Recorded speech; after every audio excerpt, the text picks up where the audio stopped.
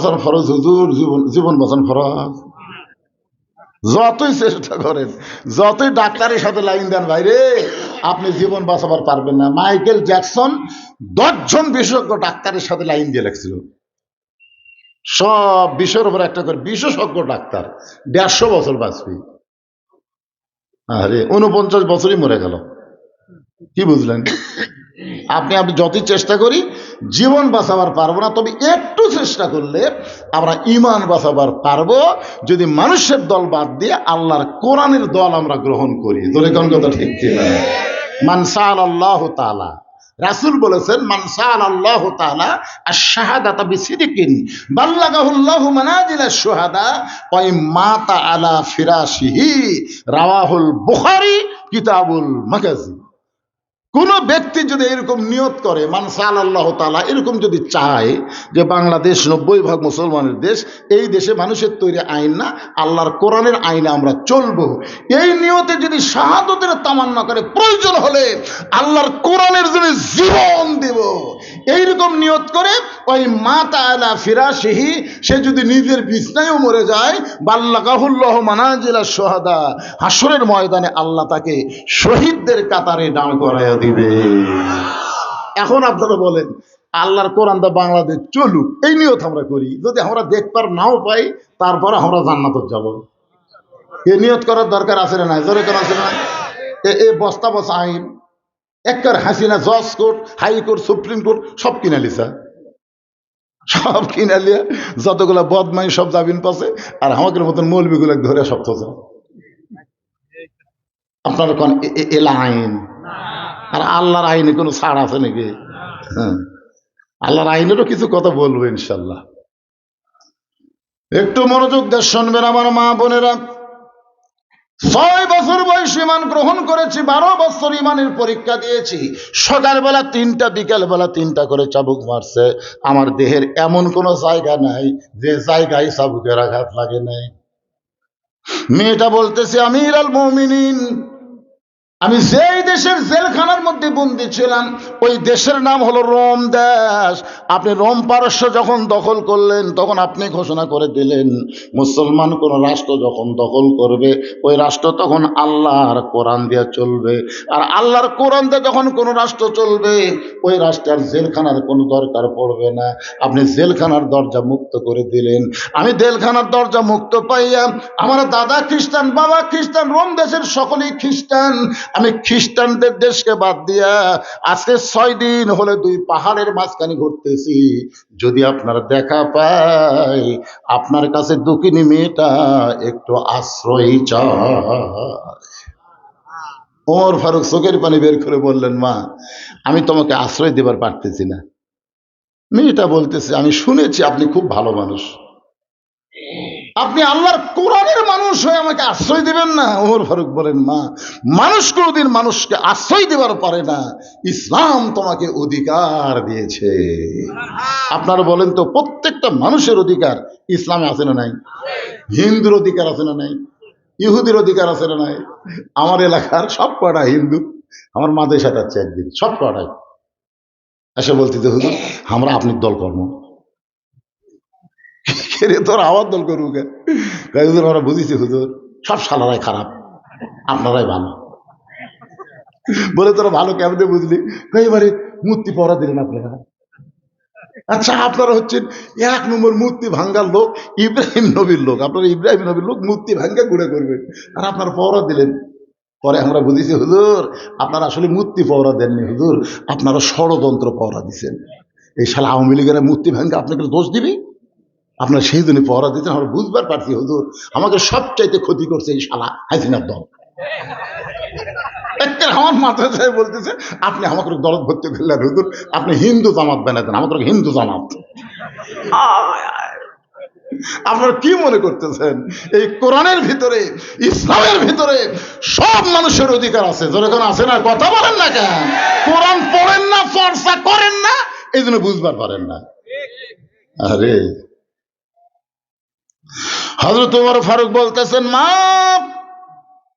আমি তোমাকে আশ্রয় দিবার পারবো না, তবে ইসলাম তোমাকে অধিকার দিয়েছে। মেয়েটা বলতেছে আমির আল মুমিনিন, ইসলাম আমাকে কি অধিকার দিল? ওমর ফারুক বললেন, মা, বহু অধিকার নারীদেরকে ইসলাম দিয়েছে, নারীদের অধিকার ইসলামে আছে না নাই? এক বক্তা আগে ওয়াজ করছে, স্বামীর পায়ের তলে বইয়ের জান্নাত। আগেকার বক্তারা, এখনকার বক্তারা ওয়াজ করিয়ে দেয়, এটা কিন্তু ভুয়া কথা। স্বামীর পায়ের তলে বইয়ের জান্নাত, এটা ভুয়া।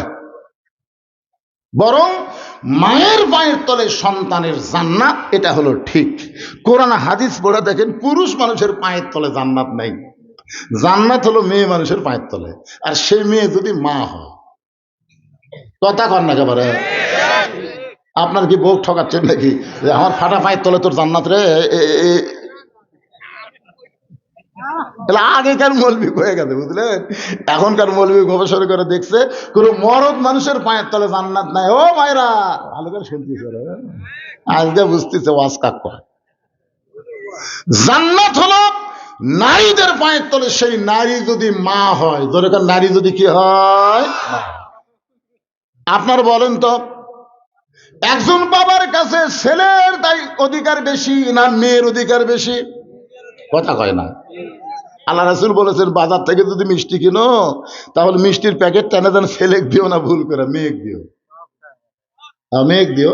মেয়ে এখন মিষ্টির প্যাকেট খোলা থেকে 4টা মিষ্টি, 4টা, একটা বাবক দিছে, একটা মাওক দিছে, আর ভাইক 2টা দিছে।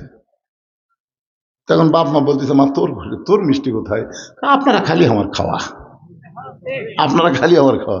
একটা পুরুষ মানুষও খালি বাঁট প্যাট দেন, ওই আগে খরাত করার গোস্ত মাছ থুয়ে দিন, তারপরে বাঁট খেয়ে। আর একটা মেয়ে মানুষকে বাঁট প্যাট দেন, ওই না খায় সমানে বাঁট খেয়ে। ধরে কথা কন না খায়। আমার এলাকার এক লোক হজ করতে যাওয়ার সময় 12 বিঘা জমি ছেলেক দিছে, মেয়ে দিয়েছে 1/2 বিঘা। রাস্তার ধারত আবাদ হয় না, কিছু হয় না, উঠি কোনো আবাদই হয় না, রাস্তার ধারে ঘৃণা করে দিছে 1/2 বিঘা। হজরত যাওয়ার সময় বলতেছে, মা তো কিছু দিবার পারলাম না, মা তুই দোয়া করিস, মা আল্লাহ যেন হজ কবুল করে। মেয়ে সেই কান দিচ্ছে, আব্বা আপনি যান, আপনি যদি মারা যান আমার ভাই যেন আমাকে একটু দেখাশোনা করে, আব্বা আমার জমির দরকার নেই।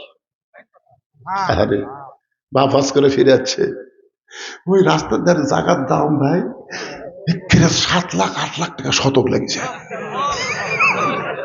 মানে রোড একটু বড় করবি, বুঝলি, ওই রাস্তা আয় আয় আয়, ওই বেটা যতগুলো তুমি দিতে সব বেচাও, অসমান হচ্ছে না।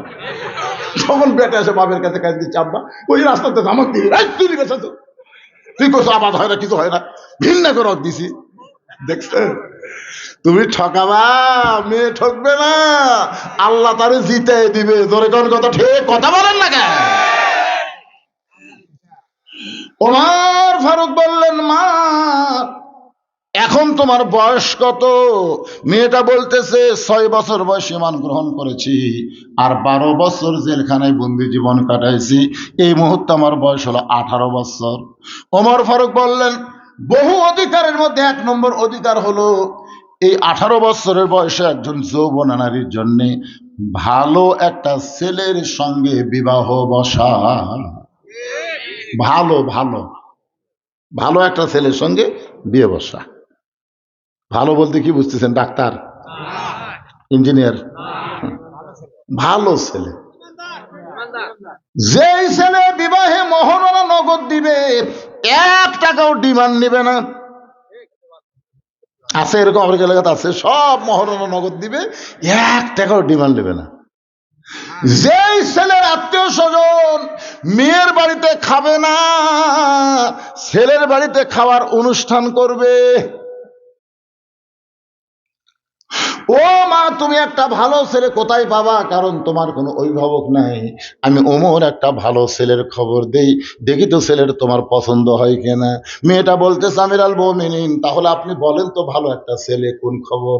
ওমর ফারুক বললেন, ছেলেটার নাম হলো আব্দুল্লাহ, ছেলেটার বাবার নাম হলো ওমর, ছেলেটার যোগ্যতা হলো 30 পারা কোরআনের হাফেজ, 6 লক্ষ হাদিসের হাফেজ। ছেলেটার বয়স হলো 22 বছর, লম্বা হলো 6 ফুট 2 ইঞ্চি, চাঁদের মতন চেহারা। মা আমার আব্দুল্লাহর সঙ্গে তোমার বিয়েটা দিয়ে তোমাকে আমার বৌমা বানায়া আমার বাড়িতেই তোমাকে অধিকার দিবার চায়। সোনালা কন্যা কি মা, বৌমা, এটা জোরে শুনবার চাইছে কি মা। আচ্ছা, আপনারা যারা ছেলে বিয়ে করেছেন, বাড়ির যে বউগুলো আছে, এগুলো কি বউ মা হসে না দজ্জাল হসে?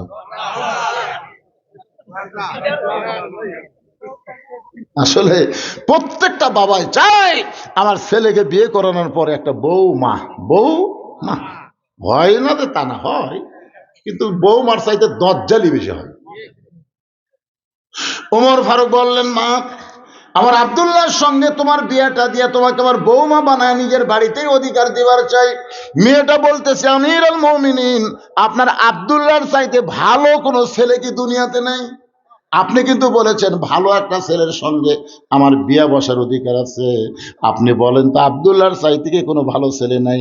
ওমর ফারুক বললেন, মা, আমার দুই চোখে আমার আব্দুল্লাহর চাইতে ভালো কোনো ছেলে চোখে পড়ে না।